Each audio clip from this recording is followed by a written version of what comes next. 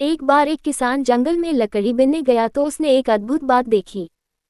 एक लोमड़ी के दो पैर नहीं थे, फिर भी वह प्रसन्नतापूर्वक घसीट घसीट कर चल रही थी।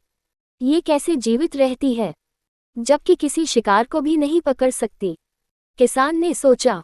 तभी उसने देखा कि एक शेर अपने दांतों में एक शिकार दबाए उसी तरफ आ रहा है। सभी जानवर भागने लगे। वह किसान भी पेड़ पर चढ़ गया। उसने देखा कि शेर उस लोमड़ी के पास आया।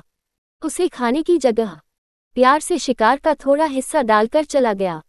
दूसरे दिन भी किसान देखा कि शेर बड़े प्यार से लोमड़ी को खाना देकर चला गया।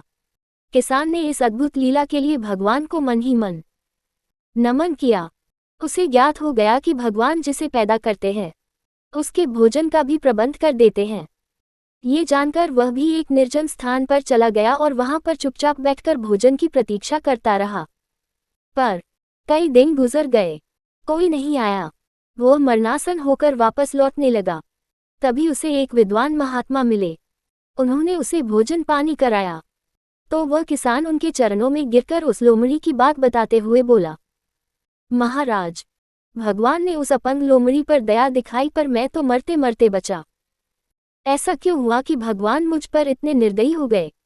महात्मा उस किसान के सर पर स्नेहवत हाथ रखते हुए मुस्कुराकर बोले, तुम इतने नासमझ हो गए कि तुम भगवान का मंतव्य भी नहीं समझे, इसीलिए तुम्हें इस तरह की कठिनाई उठानी पड़ी।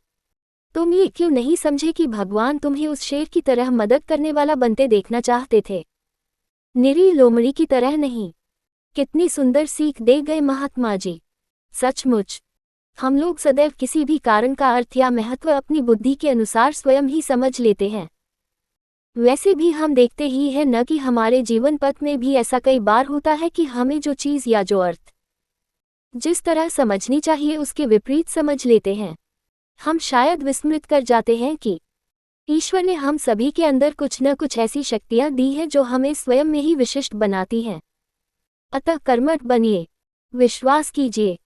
सफलता और श्रम का कोई भी पथ कर्मठता को ही शिरोधार्य कर हमें सर्वश्रेष्ठ बना सकने में संपूर्णतः सक्षम है।